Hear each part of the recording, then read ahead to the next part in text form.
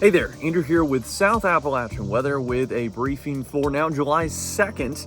It's about 9 o'clock a.m. Eastern Daylight Time as I'm recording this, and that anticipated upgrade from a marginal to slight risk for severe weather for today did occur actually last night.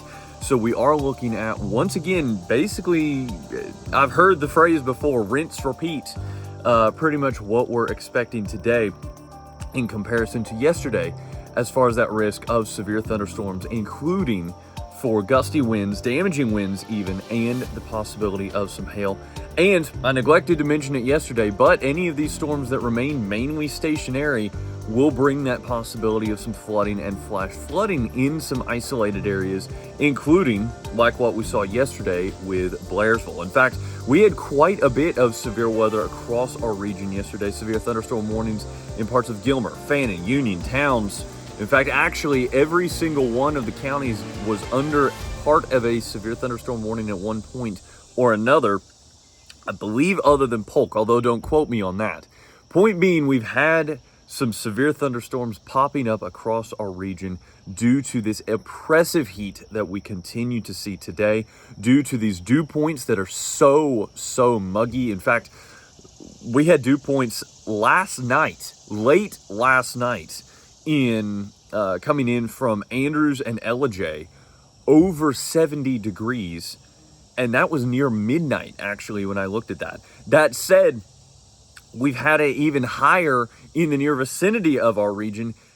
It was 11 o'clock last night, ambient temperature, so just the air temperature in Chattanooga was 91 degrees and the dew point 75.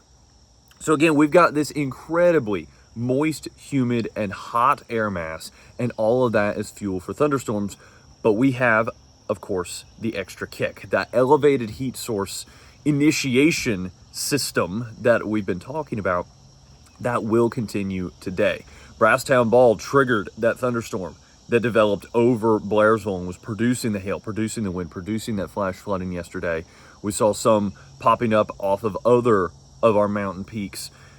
Same scenario is going to be applying today. That's where they're going to be starting, is on those mountain peaks, on those ridges, and then drifting from there, generally from the east to the west. It may be somewhat southwest, it may be somewhat northwest, it may be just west.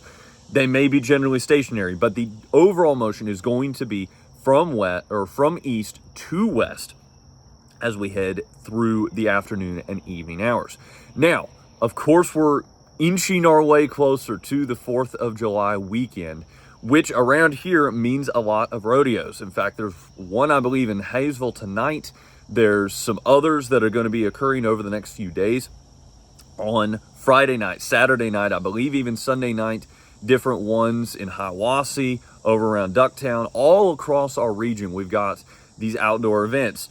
I love rodeos as much as the next guy, but I will say this: if you do venture out to one, make sure you're not on metal bleachers with a thunderstorm in vicinity. That is a very dangerous situation. And also make sure that you don't have a hailstorm sneaking up on you. In other words, be ready to seek shelter and don't put yourself in a bad situation, even for these outdoor events as we're preparing to celebrate the 4th. Of course, fireworks displays Friday night, Saturday night. As we head into tomorrow and into Saturday, the storm threat does diminish somewhat, but the heat doesn't really. And so we will have this possibility of an isolated strong to severe thunderstorm even as we head into Friday, into Saturday. And then we'll see as we head into next week what we're looking at for that. But again, let's come back to today specifically, where this briefing is focusing in particular. We will continue to see this risk of strong to severe thunderstorms with a capability of producing wind and hail as well as flash flooding. Now, you may be thinking, okay, usually we're talking tornadoes too. The atmosphere isn't really primed for that. Is there always that outline possibilities with incredibly intense thunderstorms? Yes, but that's not really what we're expecting today as we head through once again another round of these strong storms.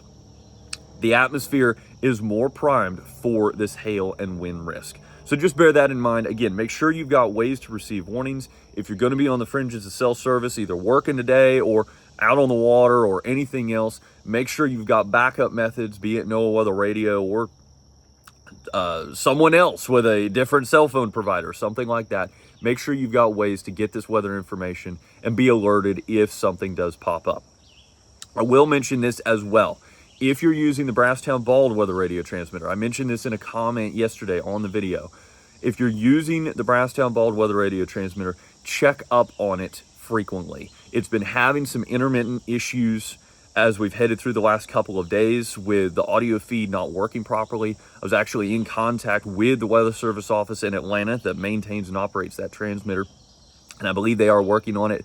It may be back up and running fully today, but just keep an eye on that if you are using that as one of your sources of alerts. It has been having some intermittent problems over the last couple of days. So with that, again, we'll get through this. We may have quite the colorful map at times throughout today, but we'll be fine. Just be safe out there. Be prepared to seek shelter if you are in the vicinity of any thunderstorms.